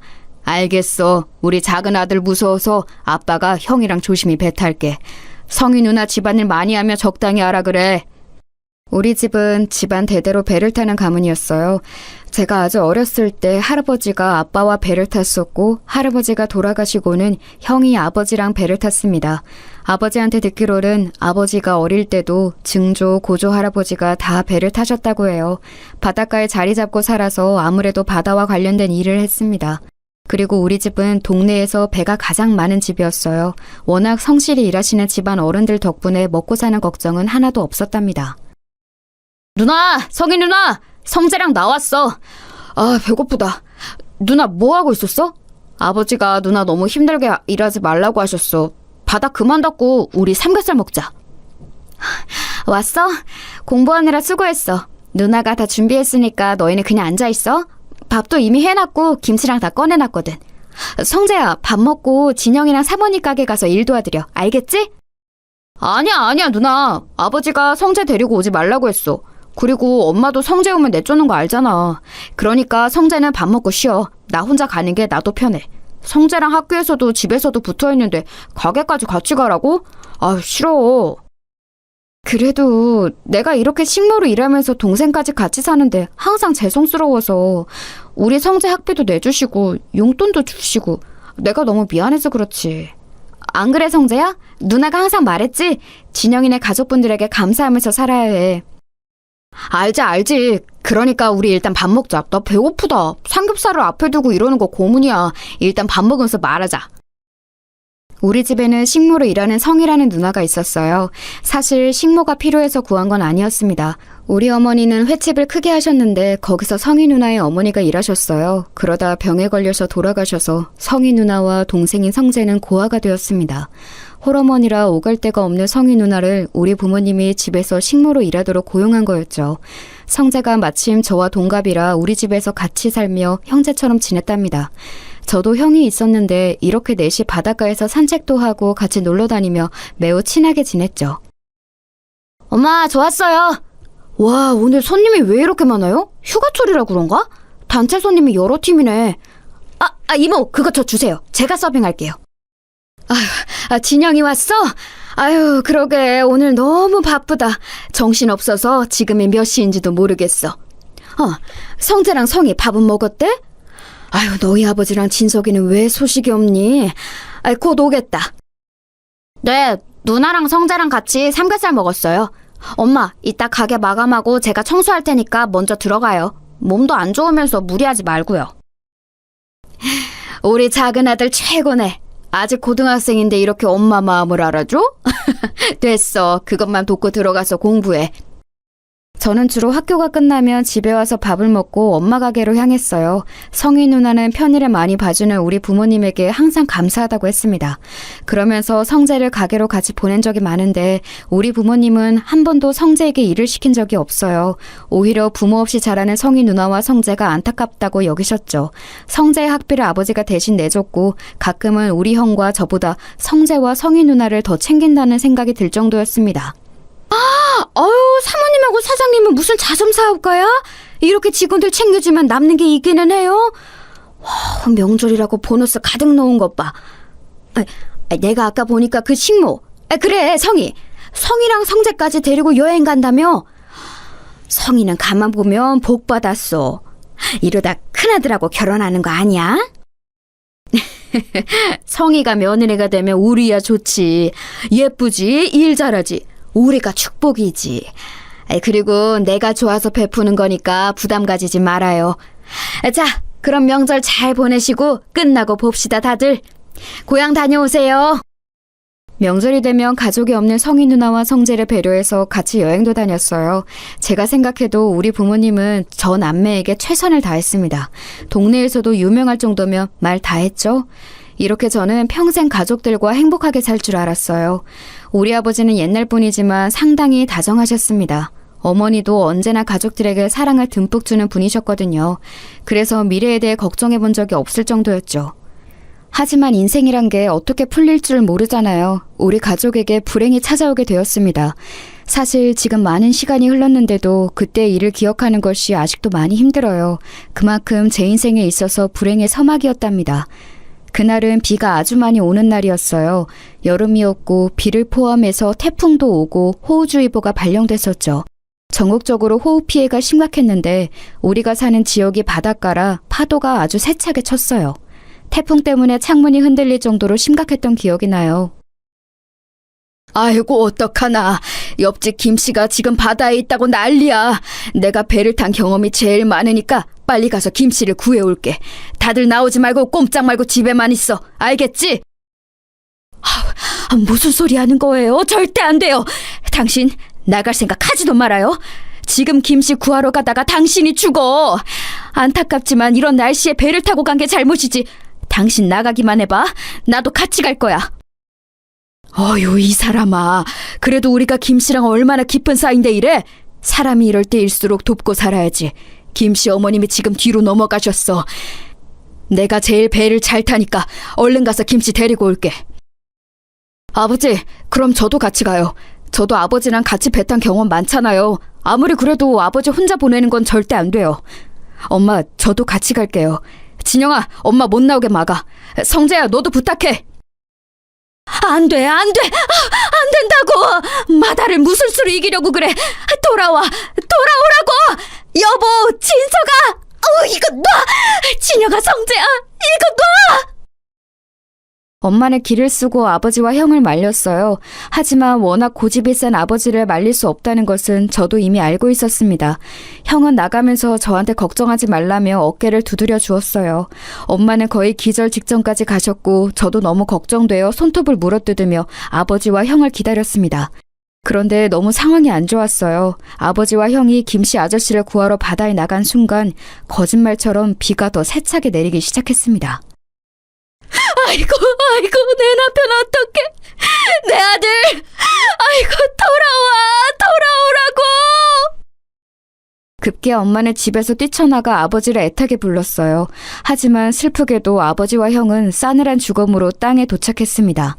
김씨 아저씨를 구하러 나갔다가 결국 죽은 사람이 늘어난 셈이었어요. 그리고 우리 집은 너무 슬프게도 안 좋은 상황이 계속 이어졌습니다. 아유, 안타까워서 어째. 얘 진영아, 너희 엄마 지금 남편하고 큰아들 잃고 제정신이 아니야. 저러다 뭔 일 나겠어. 또 초상 치르게 생겼어. 아유, 어떡하니. 지금 가게가 문제가 아니잖아. 너는 아직 고등학생이고 주변에 어른도 없고. 아유, 어떡해. 여보, 진소가 우리 큰아들 밥 먹어야 돼. 곧 있으면 우리 남편하고 큰아들이 가게 올 거야. 그러니까 밥을 차려야겠다. 엄마, 정신 차려. 아버지랑 형은 이제 없어. 엄마, 이제 우리끼리 살아야 해. 지금 엄마 며칠째 아무것도 안 먹고 있잖아. 제발 엄마. 엄마는 말 그대로 아버지와 형을 잃고 정신이 나가버렸어요. 가게에 손님이 와도 아는 척도 하지 않았죠. 예전에는 친절하게 웃는 얼굴로 장사했는데 가게에는 관심이 전혀 없었어요. 결국 횟집은 그렇게 문을 닫고 말았습니다. 사실 바다에 가서 고기를 잡는 아버지와 형이 없으니 당연한 결과였어요. 당장 우리 가족은 생계가 끊기게 되었습니다. 다행히 가게에서 일했던 이모들이 폐업할 때 많이 도와주었어요. 반쯤 정신이 나간 엄마를 옆에서 많이 챙겨주었죠. 문제는 성희 누나와 성재였습니다. 저기 진영아, 내가 이런 말 하는 게 나도 어려운데 지금 3달째 돈을 못 받고 있어. 물론 상황은 너무 안타까운데 내가 돈도 못 받고 이렇게 식모로 일할 수는 없잖아. 물론 재워주는 건 고마운데 돈을 무보수로 이렇게 일하는 건 나도 더는 안 될 것 같거든. 밀린 돈은 언제 줄 거야? 누나, 너무한 거 아니야? 우리 아버지가 갈 곳이 없는 누나랑 성재 집에서 재워준 기간이 5년이 넘어. 막말로 누나가 우리 집에서 일하면서 뭐 얼마나 힘들었는데. 말만 신모지 사실상 한 거 별로 없지 않아? 밥도 주로 가게에서 먹어서 누나가 한 거라곤 청소랑 빨래뿐이잖아. 그것도 우리 엄마가 누나 고생시키는 거 싫어서 몰래 한 적 많은 거 나도 알아. 어머, 너 무슨 말을 그렇게 하니? 나도 그래서 항상 감사하게 생각했어. 그래도 내가 아예 가만히 있었던 건 아니잖아. 나도 최선을 다했는데 너야말로 그렇게 말하면 내가 뭐가 되니? 됐고, 그럼 3달 월급 빨리 내놔. 만약 안 주면 경찰에 신고할 거야. 뭐? 경찰? 진짜 인간이 이래도 되는 거야? 지금 우리 엄마 상태 보고도 몰라? 사람이 밥도 안 먹어서 지금 뼈만 남았어. 생계가 끊겨서 모은 돈으로 겨우 사는 거 안 보여? 누나가 그러고도 사람이야? 이성이 네가 그러고도 사람이냐고! 야 미친 새끼야. 너 왜 우리 누나한테 소리를 질러? 다 떠나서 이 일한값은 당연히 줘야 하는 거 아니냐? 왜 우리 누나한테 화풀이야? 우리 누나가 네 아빠랑 형 죽였어? 뭐? 야 이성재, 너도 진짜 그러는 거 아니야. 우리 아빠가 네 학비 다 내줬던 건 까맣게 잊었냐? 와, 진짜 어떻게 사람들이 이러냐. 받을 때는 넙죽 받아놓고 이렇게 단물 다 빼먹으니까 본색을 드러내? 기어코 저와 성재는 주먹 다툼까지 하게 되었어요. 우리의 싸움을 말리러 온 주민들은 이미 다 사정을 아는 동네 사람들이었죠. 그래서 성희 누나와 성재에게 나서서 뭐라 하기도 했답니다. 하지만 그 둘은 아는 척도 하지 않았어요. 그렇게 성희 누나와 성재는 하루아침에 우리 집을 떠나게 되었습니다. 그때 들었던 감정은 배신감과 허탈함이었어요. 물론 대가를 많이 바라고 우리 아버지가 베풀었던 것은 아니에요. 하지만 그래도 사람이 상도덕이라는 게 있잖아요. 저라면 절대 그렇게 행동하지 않았을 거예요. 집에는 정신이 나간 엄마와 저만 남게 되었습니다. 그런데 더 황당한 일이 일어났어요. 진영아, 세상에 너 그 얘기 들었니? 성희 말이야, 성희. 그 동네 양아치 동석이랑 살림 찹쳤대. 결혼식도 안 올렸는데 혼인신고했다더라. 성재도 같이 살더라고. 그 동석이 걔잖아. 그 너희 가게에서 일하다 횡령으로 쫓겨난 놈. 뭐라고요? 그 동석이 형이랑 성희 누나가 부부라고요? 와, 아주 배신자끼리 잘 만났네요. 무슨 낯짝으로 우리 동네에서 계속 사는 거래요? 부끄럽지도 않나? 그러니까 말이야. 성희 그년이 가만 보면 아주 여우야. 너희 집에서 나오자마자 그렇게 동석이랑 결혼했어. 아니, 그래서 말인데 너 집에 도둑 맞은 거 없나 잘 봐. 금고 같은 거 안 털렸어? 주민의 제보로 저는 성희 누나가 우리 집에서 일하다 쫓겨난 동네 양아치와 결혼했다는 것을 알게 되었습니다. 그런데 아줌마가 마지막에 건넨 말에 저는 정신이 퍼뜩 들었어요. 그래서 바로 집으로 가서 금고를 확인했더니 글쎄 무슨 일이 있었는지 아세요? 우리 아버지는 금을 모아 금고에 넣어두고는 했었거든요. 그걸 우리 가족과 성희 누나 그리고 성자는 다 알고 있었습니다. 금고를 열었더니 금이 정말 하나도 없었어요. 그걸 보고 저는 바로 성희 누나를 찾아갔습니다. 이 도둑들아, 우리 집 금 내놔. 내가 금 훔쳐간 거 모를 줄 알아? 이 배신자들아, 너희가 그러고도 사람이냐? 문 열어, 열어! 아, 진짜 시끄럽네. 야, 너 뭐야? 우리가 왜 너희 집 금을 훔쳐가? 증거 있어? 있냐고! 확시 안 꺼져? 우리 누나 월급 안 준 거 그냥 넘어가라고 했는데 자꾸 이럴 거야? 너야말로 그러고도 사람이야? 우리가 무슨 금을 훔쳐갔다고 그래? 너랑 누나가 우리 집 금고 비밀번호 알고 있는 거 알아. 우리 아버지는 너희를 진짜 가족이라고 생각했는데 어떻게 이럴 수가 있어? 그 금 훔쳐서 이 집 산 거지, 이 망할 놈들아! 아우, 시끄러워. 야, 성재야, 안 되겠다. 이 새끼는 말이 안 통하네. 급기야 동네 양아치인 동석이 형은 저를 주먹으로 때리기 시작했어요. 동네 사람들이 지켜보는데 성재와 성희 누나는 말릴 생각도 하지 않았습니다. 그렇게 바닥을 구르면서도 저는 어떻게든 금을 되찾아오고 싶었어요. 우리 엄마 상태 알잖아. 제발, 제발 금 돌려줘. 이대로는 안 돼. 나는 어떻게 살라고. 제발, 누나, 성재야, 금 하나라도 줘. 우리 어머니 아픈 거 안 보이냐? 그 셋은 제 말은 들은 척도 하지 않고 문을 세차게 닫았어요. 그 광경을 보고 땅에서 울분을 토했던 기억이 아직도 나요. 그때 제 나이가 너무 어렸는데 당장 어떻게 살아야 할지 고민이 되었습니다. 하늘이 원망스럽다는 말이 무슨 뜻인지 너무 알 것 같았어요. 여보, 진서가, 우리 큰아들, 내 남편, 밥 먹어야 돼. 밥을 차려야겠어. 바다에서 돌아오면 배가 고프니까 오자마자 먹을 수 있게 해야지. 제발 그만! 엄마, 정신 차려. 나도 너무 힘들어. 도저히 배는 아버지랑 형이 생각나서 못하겠어. 우리 어떡해? 엄마, 제발 정신 좀 차려! 저는 그나마 남은 배로 어떻게든 바다에 나가려고 했는데 그것도 쉽지 않았어요. 원래 성인이 되면 아버지가 배 타는 법을 알려준다고 하셨는데 아버지가 없으니 방법을 몰랐습니다. 그리고 아버지와 형이 바다에서 죽어서 저한테도 트라우마가 너무 컸어요. 어머니는 여전히 제정신이 아닌 상태였고 저는 고등학교를 막 졸업한 상태라 할 줄 아는 것이 하나도 없었습니다.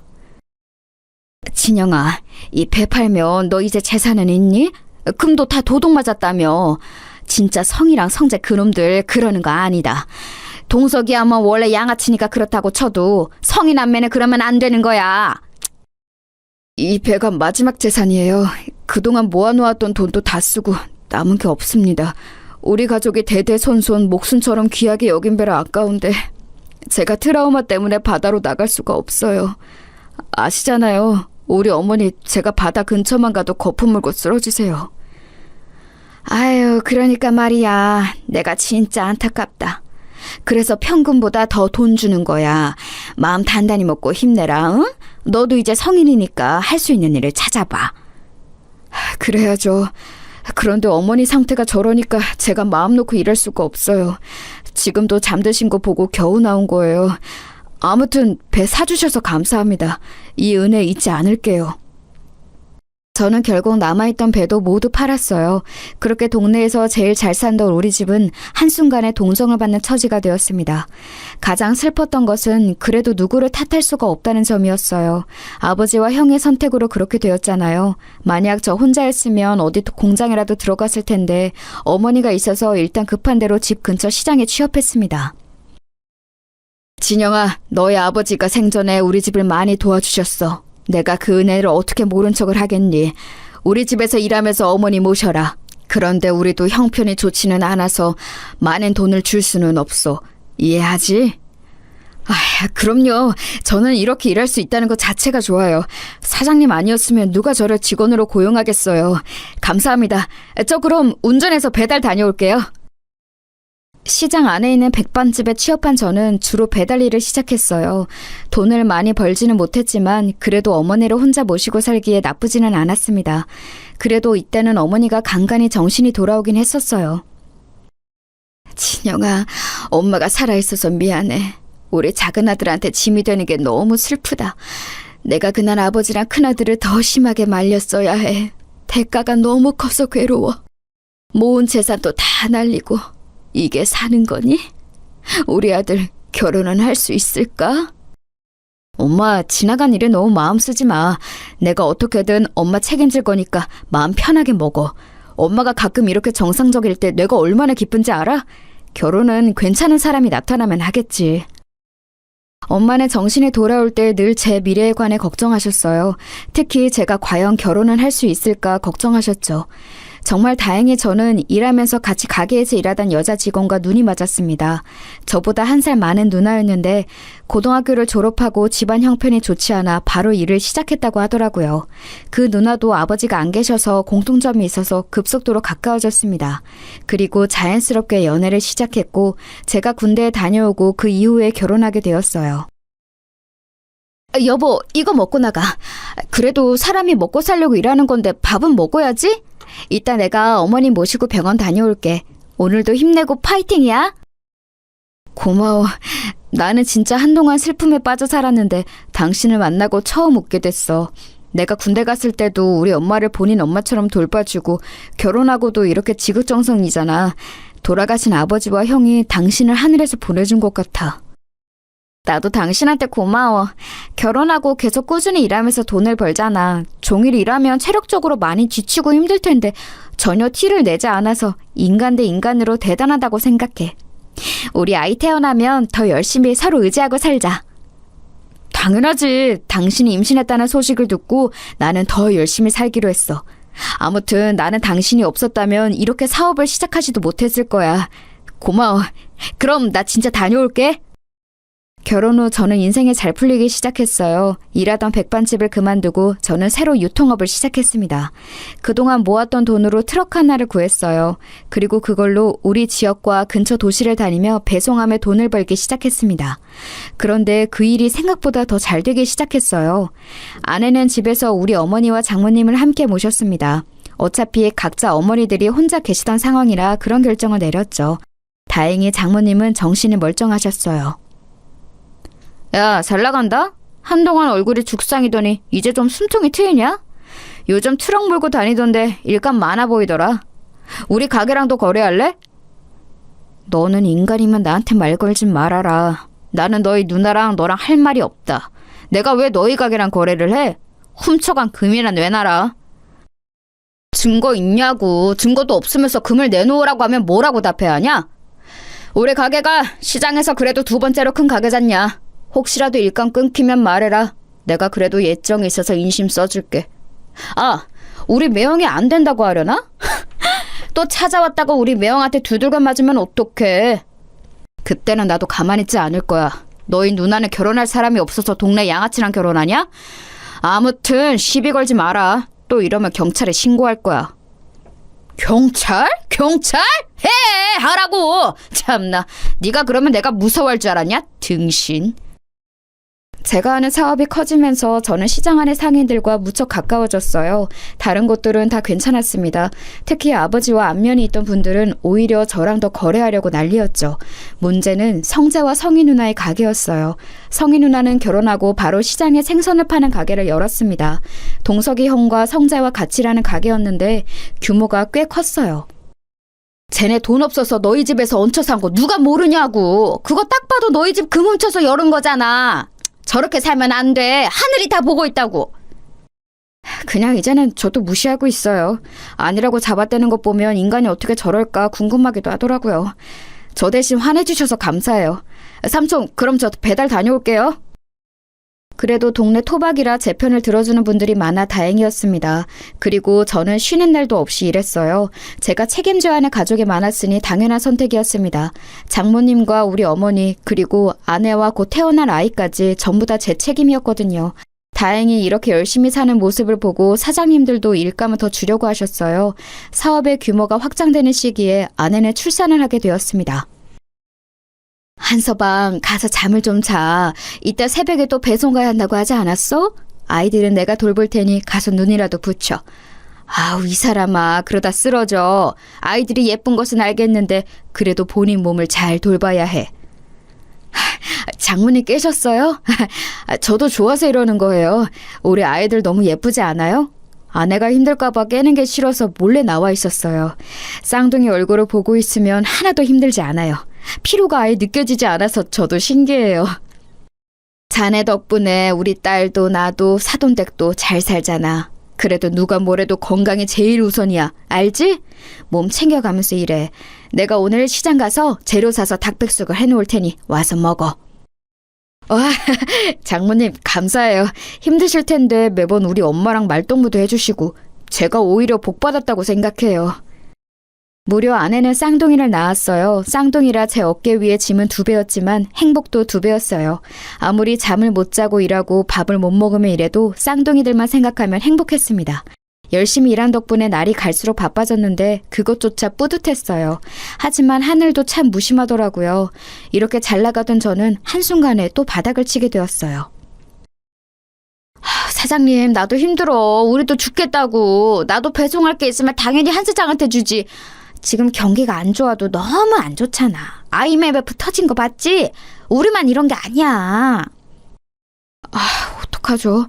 저 이번 달에 일감이 하나도 없어요. 다들 가게를 닫고 있더라고요. 게다가 옆 도시 공장도 제가 담당했는데 거기도 폐업한대요. 이러다 직원들 월급도 못 주게 생겼어요. 하필이면 제가 자리 잡기 시작했을 때 IMF가 터졌습니다. 사업이 확장되던 시기였는데 오히려 사업을 시작하기 전보다 더 지갑 사정이 안 좋아졌어요. 가족들과 같이 살던 집은 당연히 팔았고 동네에서 제일 싼 집에 사정해서 들어갔습니다. 여보, 내가 너무 미안해. 나도 일하고 싶은데 도저히 그럴 수가 없어. 다들 문을 닫고 있어서 내가 할 일이 없어. 어떡해? 우리 아이들도 아직 어린데 당신한테 고생만 시키는 것 같아서 미안해. 아니, 나는 괜찮아, 여보. 그러니까 실망하지 말고 낙담하지 마. 어떻게든 살려고 하면 길은 있을 거야. 나랑 엄마는 진짜 아무렇지도 않아. 우리만 힘든 거 아니잖아. 다만 문제가 있다면 우리 아이들하고 시어머니야. 어머니 치매 판정 받은 거 알지? 알지. 엎친 데 덮친 격이야. 원래도 증상이 있었는데 내가 무너지기 시작하면서 아예 치매 판정 받으셔서 더 죄송스러워. 당신한테는 내가 할 말이 없어. 적어도 우리 아이들은 안 굶기고 싶었는데. 여보, 괜찮아. 나도 엄마한테 아이들 맡기고 뭐 소일거리라도 할 일이 생기면 나가서 하려고. 어려울 때일수록 힘을 합쳐서 이겨내야 해. 알지? 유통업을 하며 이것저것 손을 대고 있는 게 많았는데 정말 한순간에 신기루처럼 사라졌어요. 트럭을 몇 개 더 사려고 여기저기 빌린 돈이 많았는데 갚을 돈이 없었습니다. 그 사람들은 우리 집에 달려와서 항의하기 시작했어요. 아우, 돈 내놔! 한 사장! 빌려간 돈 내놓으라고! 그 돈 없으면 우리 가서 다 굶어 죽어! 그러니까 돈 내놔! 문 안 열어? 열어! 열라고! 여보, 급한 대로 그 비싼 건물 주자. 저 아저씨가 나 망하기 전에 제일 도와줬던 사람이야. 일단 급한 불부터 끄는 게 맞는 것 같아. 여보, 안 돼. 이 비상금 진짜 이게 마지막이야. 우리 이거 주면 돈이 없어. 이것마저 주면 우리 아이들은 당장 내일부터 굶어야 해. 나는 굶어도 괜찮은데 나 우리 아이들은 못 굶겨. 돈을 빌려준 사람들은 계속해서 우리 집을 찾아왔는데 줄 돈이 없었어요. 그동안 사업하며 벌었던 돈을 탈탈 털어 갚았는데도 갚을 돈이 남아 있었습니다. 저도 당장 우리 가족이 힘드니까 나중에 갚고 싶었는데 역시 돈 앞에서는 사람들이 참 냉정했어요. 위협적으로 찾아와서 돈을 갚지 않으면 불을 지른다는 소리에 아내가 저 몰래 모았던 돈까지 다 주었죠. 그렇게 수습하고 보니 우리 집은 돈뿐만이 아니고 당장 먹을 쌀도 없었습니다. 저는 제가 굶는 것은 괜찮았는데 아직 돌도 되지 않은 우리 쌍둥이들과 장모님, 어머니가 굶는 것은 못 보겠더라고요. 여보, 어쩔 수 없다. 오늘 우리 아기들 아무것도 못 먹었지? 이대로 가다간 진짜 배고파서 아이들 죽게 생겼어. 나 그 꼴은 절대 못 봐. 나 결심했어. 성재네 찾아가서 사정하고 올게. 유일하게 시장에서 망하지 않고 계속 영업하는 가게가 성재 가게잖아. 뭐라고? 당신 제정신이야? 그 집을 찾아가서 돈을 빌린다고? 여보, 당신이 간다고 거기서 돈을 줄까? 저번처럼 두들겨 맞는 거 아니야? 일단 가봐야지. 그래도 우리 아버지가 베풀었던 게 있는데 모른 척을 할까? 지금 이렇게라도 안 하면 우리는 당장 살 수가 없잖아. 나 그럼 성재 가게 다녀올게. 문단속 잘하고 있어? 저는 결국 자존심을 다 내려놓고 성재를 찾아갔어요. 사실 저도 성재가 선뜻 빌려주지 않을 거라는 것은 알고 있었습니다. 그래도 일말의 희망이 있었죠. 이게 누구야? 잘난 한 사장 아니야? 여기까지 무슨 일로? 우린 당신한테 줄 일감 없는데. 성재야, 단도직입적으로 말할게. 나 쌍둥이 키우는 거 알지? 지금 우리 엄마도 그렇고 가족들이 며칠째 밥을 못 먹고 있어. 미안한데 100만 원만 빌려주라. 제발 부탁이다. 그거 참 안타까운 소식이네. 내가 마음 같아서는 당장 100만 원이 뭐냐 1000만 원을 빌려주고 싶어. 그런데 우리도 사정이 힘드네. 줄 돈이 없어서 안 되겠다. 시장에서 유일하게 살아남은 가게가 너희 가게잖아. 내가 너희 가게 매출은 아는데 어떻게 안 될까? 주라는 것도 아니야. 빌려달라는 거야. 이렇게 무릎 꿇고 빌게. 어? 우리 아버지가 너희 남매 가장 힘들 때 도와줬잖아. 그거 생각해서라도 제발. 아우, 줄 돈 없다고 몇 번 말하냐. 지금 우리 누나랑 매형 가게 올 시간 다 됐어. 매형 눈에 띄면 너 죽어. 그러니까 당장 꺼져. 안 꺼져?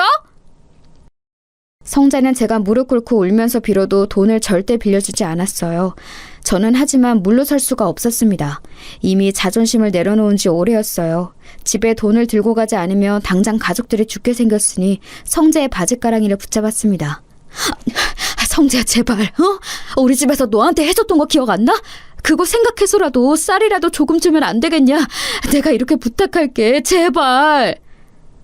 도대체 언제적 얘기를 꺼내는 거야? 기억이 안 나는 호랑이 담배 피우던 시절 아니냐? 나는 너랑 할 말 없으니 꺼져! 퇴! 심지어 성재는 제가 붙잡자 얼굴에 침까지 뱉기 시작했어요. 비참하다는 말을 이럴 때 쓰는 거라는 것을 그때 알게 되었죠. 성재는 제가 아무리 사정해도 들은 척도 하지 않더라고요. 저를 질질 끌어서 가게 밖으로 던진 성재는 이렇게 말했습니다. 이 거지 새끼야, 다시는 내 앞에 나타나지 마. 알겠어? 잘 살고 있는데 찾아와서 옛날 얘기 꺼내는 거 더는 못 들어. 네 자식이 굶어 죽든 말든 그건 나랑 아상관도 없다고. 한 번만 더 찾아오면 그때는 우리 매형 부른다. 너무 매몰찬 모습을 보고 저는 서럽고 비참한 기분이 들었어요. 집으로 가는 내내 얼마나 울었는지 모릅니다. 나는 어떻게든 반드시 성공해야겠다는 생각도 들었어요. 아버지, 형 보고 있어요? 나 더러워서 여기 동네 뗍니다. 나중에 성공해서 자랑스럽게 다시 올 때까지 근처에도 얼씬거리지 않을 거예요. 하늘에서 보고 있으면 제발 도와줘요. 나 힘들어. 그렇게 하늘을 보고 울면서 다짐했던 게 아직도 기억이 나요. 그리고 저는 정말로 아내와 아이들 그리고 두 어머니를 모시고 무작정 서울로 상경했습니다. 집을 처분하고 남은 돈과 평소 친분이 있던 분들에게 가서 10,000원씩 빌려서 돈을 마련했어요. 고향을 떠나서 서울로 간다니까 주민들은 안타까워했죠. 제가 이렇게 떠나게 만들어준 성재네 가게를 마지막으로 멀리서 지켜보았습니다. 반드시 어떻게든 성공해서 돌아온다고 다짐하며 그렇게 서울살이가 시작되었어요. 아, 여보, 지금 새벽 3시야. 그런데 나간다고? 아까 12시에 들어왔잖아. 당신 잠도 그렇게 안 자고 먹는 것도 시원찮아. 이러다 당신이 어떻게 될까봐 나는 그게 무서워. 당신 없으면 나랑 우리 아이들은 어떡해? 양가 어머님들도 그렇고. 1원이라도 더 벌려면 어쩔 수가 없어. 잠을 자고 밥을 먹는 시간조차 너무 아까워. 애들도 자라면서 먹는 양 자체가 달라졌잖아. 아무튼 여보, 늦었다. 그럼 나 이제 일하고 올게. 항상 고맙고 미안해. 무작정 상경한 저는 진짜 말 그대로 닥치는 대로 일하기 시작했어요. 공장부터 막노동까지 안 해본 일이 없을 정도예요. 몸이 망가지고 있다는 것을 알았지만 멈출 수는 없었어요. 빵 하나로 하루를 버티며 살았습니다. 막노동하면 거기서 간식을 주는데 아무리 배가 고파도 절대 먹지 않고 집에 가져갔어요. 그 사정을 알고 같이 일하던 분들이 본인 간식을 주기도 했답니다. 지금 생각해도 너무 감사한 경험이죠. 이렇게 몇 년을 일하니 아이들이 학교에 입학할 나이가 되었어요. 그동안 반지하 쪽방에서 아이들을 키웠습니다. 이때 아내가 정말 많이 고생했어요. 어머니가 치매였고 장모님도 나이가 드시며 건강이 안 좋아졌거든요. 여보, 우리 드디어 이사 가는 거야? 그렇게 하루도 안 쉬고 일하더니 너무 잘 됐다. 우리 애들도 더 넓은 집에서 살면 좋아할 거야. 나는 당신이 너무 자랑스러워. 나는 당신한테 미안한 마음밖에 없어. 그동안 힘든 상황이었는데 싫은 소리 안 하고 버텨줘서 너무 고마워. 당신이 없었으면 이렇게 이사 가지 못했을 거야. 저는 하루도 쉬지 않고 일한 덕분에 돈을 어느 정도 모을 수 있었어요. 그렇게 이사 가고 막노동을 그만두고 집과 가까운 횟집에 취업하게 되었습니다. 그런데 여기서 뜻밖의 일이 일어났어요. 사람 일이 어떻게 될지 모른다는 말을 깨닫게 되었습니다. 진영아, 어릴 때 어머니가 횟집 운영하셨다고 들었는데 진짜 회를 잘 뜨네. 어떻게 이렇게 깔끔하게 해? 그리고 모르는 생선이 없어. 친절하고 항상 웃는 인상이라 너무 좋아. 우리 가게에서 평생이래. 알겠지? 월급 더 올려줄게. 어머니는 횟집 하셨고 아버지는 바다에 직접 가서 생선 잡는 선장이었어요. 그래서 저도 어릴 때 아빠 따라 바다에 나가곤 했죠. 그러다 안 좋은 일이 있기는 했는데 애초에 바닷가가 고향이라 익숙해요. 그래, 잘됐다. 그 집에 장모님하고 어머니하고 같이 산다고 했지? 보기 드문 효자야. 우리 가게로 모셔와. 내가 진영이네 가족들은 돈 안 받고 먹고 싶은 거 다 줄게. 저는 새로 구한 일이 매우 마음에 들었어요. 사장님이 털털하시고 좋은 분이셨거든요. 제 사정을 알고 실제로 편의도 많이 봐주셨습니다. 어머니와 장모님을 모시고 가면 정말로 돈을 받지 않으셨죠. 그렇게 몇 년을 일하니 사장님과 저는 친형제처럼 친해졌어요. 뭐? 그런 일이 있었어? 와, 진짜 그런 놈들은 나중에 천벌 받을 거야. 사람이 그렇게 살면 안 되는 거야. 한 번 사는 인생인데 본인하고 가족들에게 당당해야지. 우원. 진영이 그동안 너무 고생 많았다. 이제 앞으로는 잘 살기 바래. 힘든 거 있으면 언제든지 얘기하고. 사장님과 가까워진 저는 서울로 올라오고 처음으로 타인에게 의지하게 되었습니다. 정이 워낙 많은 사장님은 심지어 우리 쌍둥이들도 많이 예뻐하셨어요. 사모님도 굉장히 좋은 분이라 같이 여행을 갈 정도면 어느 정도인지 아시겠죠? 처음에는 사실 오래 일할 거라 전혀 생각하지 않았는데 어느새 그 가게에서 10년을 일하게 되었습니다. 이제는 가족 같은 사이가 되었던 거죠. 그런데 그러던 어느 날 사장님이 저를 불러 앉혀놓고 진지하게 말하셨습니다. 진영아, 나는 이제 아내랑 서울 생활을 청산하고 고향으로 가려고 해. 그동안 너무 고마웠다. 아내랑도 얘기했는데 만약 네가 없었으면 우리가 이렇게 가게를 잘 운영하지 못했을 거야. 너한테 너무 고마워. 에이, 제가 뭘 했다고요. 사장님 덕분에 저랑 우리 가족은 덕분에 행복했어요. 고향에 가시면 담배 그만 피우시고 몸 건강 챙기세요. 저도 시간 나면 가족들 데리고 놀러 가도 되는 거죠? 진영이 너는 연락 안 하고 무작정 와도 언제나 환영이지. 그나저나 진영아, 내가 이렇게 너한테 얘기하는 이유가 있어. 아내랑 이미 얘기 끝나서 하는 말이야. 나는 이 가게를 너처럼 무작정 서울로 올라와서 열었어. 그건 너도 알지? 그래서 애착이 매우 커. 이 소중한 가게를 닫고 내려가는 것은 아내도 나도 원하지 않아. 그래서 말인데 진영인 네가 사장님이 되어줄 수 있겠니? 다른 권리금이니 뭐니 그런 것은 우리 사이에 어울리지 않아. 그냥 네가 이어서 하면 된다. 네? 사장님 그거 진심이세요? 아니 제가 이 가게의 사장이 되라고요? 이렇게 큰 가게를 저한테 주신다고요? 아무 대가 없이요? 사장님 장난치지 마세요. 저 그럼 진짜 혹해요. 에이, 이 사람아 무슨 장난이야? 내가 이런 걸로 장난치는 거 봤어?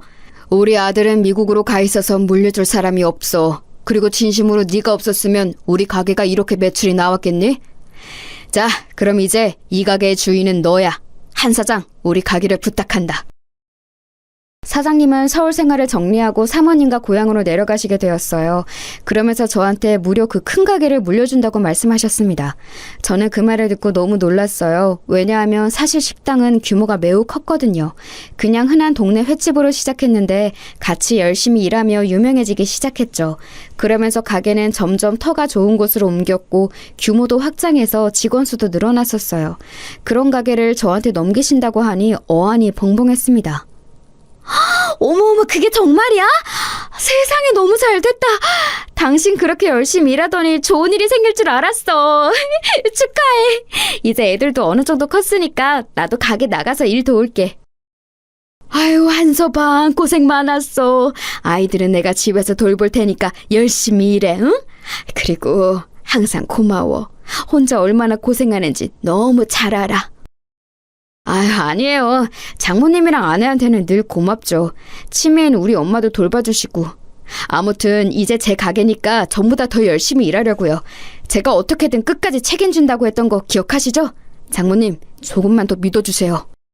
저는 가게를 사장님에게 이어받고 더 열심히 일했어요. 직원들도 애초에 원래 같이 일하던 사람들이었고 단골 손님들과도 안면이 있는 상태라 익숙했습니다.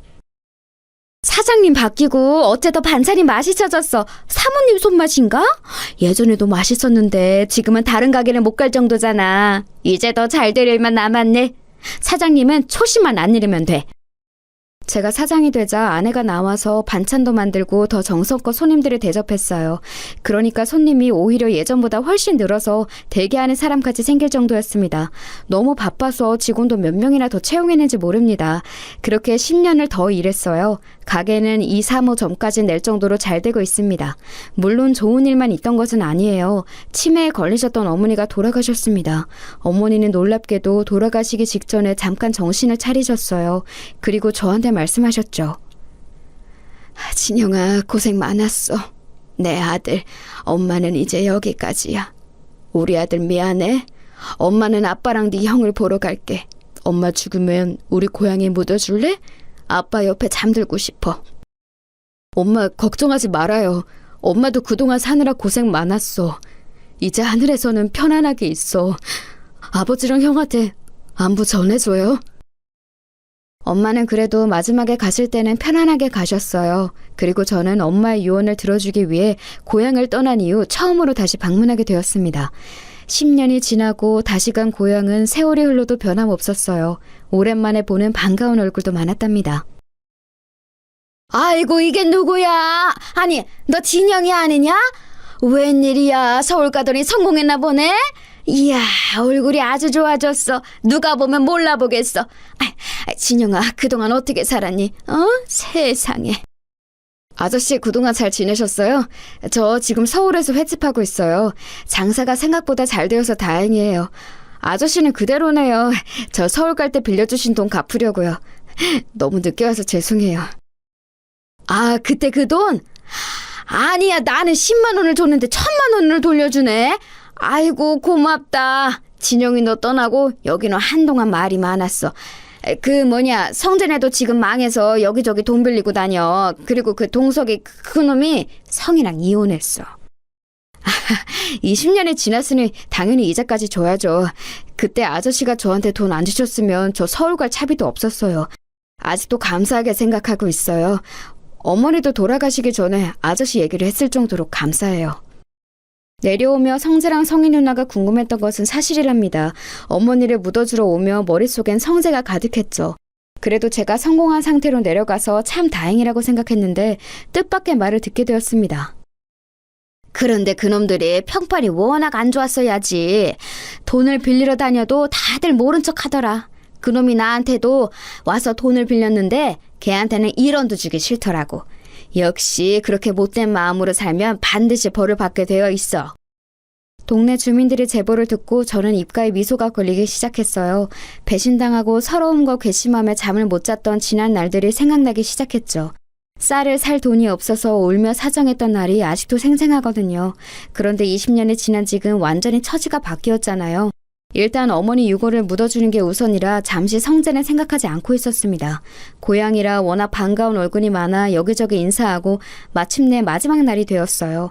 아내와 같이 와서 올라갈 생각을 하고 있었는데 글쎄 성재와 성희 누나가 우리를 먼저 찾아왔습니다. 야, 진영아 오랜만이다. 너 잘 지냈어?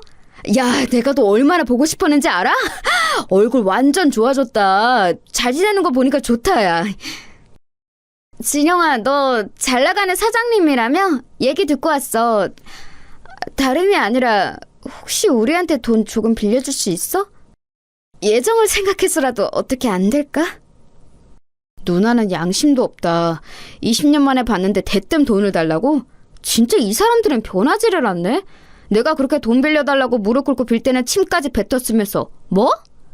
됐어. 당신들한테는 쌀 한 톨도 주기 싫어. 그때는 내가 미안했다. 너무 어렸었어. 용서해주면 안 될까? 너도 들어서 알 텐데 우리 누나 이혼하고 가게도 망해서 지금 너무 사는 게 힘들어. 진영아, 나도 무릎 꿇고 빌게, 어? 당신들 제정신이야? 우리 남편 집에서 훔쳐간 금이나 내놔, 이 도둑놈들아. 우리 남편이 돈 빌려달라고 할 때 매몰차게 무시했으면서 뭐? 당장 안 꺼져? 성재랑 성희 누나는 저를 보고 돈을 빌려달라는 말을 하더라고요. 오랜만에 본 그들은 딱 봐도 행색이 매우 초라했어요. 그렇게 나 무시하고 우리 집 망하는 거 모른 척을 하더니 지금 꼴 좋다. 인생이라는 게 원래 길게 보는 거야. 그때 100만 원만 빌려줬으면 내가 당신들을 매몰차게 대하겠어? 원래 다 뿌린 대로 돌려받는 거라고. 당장 꺼져! 진우가 내가 미안해. 제발. 우리 당장 먹고 살 돈이 없어서 그래. 어떻게 안 될까? 그래도 어릴 때 같이 살았잖아. 아, 시끄러워. 저기요, 나가세요. 철면피도 이런 철면피가 없지. 참나 기가 막혀. 여보, 차 타. 올라가자. 아내까지 나서서 매몰차게 대하는데 성재랑 성희 누나는 끝까지 제 바짓가랑이를 붙잡고 놔주지 않았습니다. 심지어 차를 타고 가는데 앞을 가로막았어요. 그래서 경찰까지 부르고 나서야 탈출할 수 있었습니다. 얼마나 통쾌했는지 몰라요. 살다 보니 이런 날도 오네요. 역시 인생이라는 것은 한치 앞도 모른다는 게 맞는 말 같아요. 여기까지가 제가 준비한 사연입니다. 여러분 어떻게 들으셨어요? 저는 이 일이 있고 가만히 있어도 입가에 미소가 걸리곤 해요. 평생에 걸친 복수를 한 기분이랍니다. 이제 저는 다른 것은 전혀 신경 쓰지 않고 고생을 많이 한 우리 아내와 장모님과 평생 행복하게 사려고 해요. 제 사연 들어주셔서 감사합니다.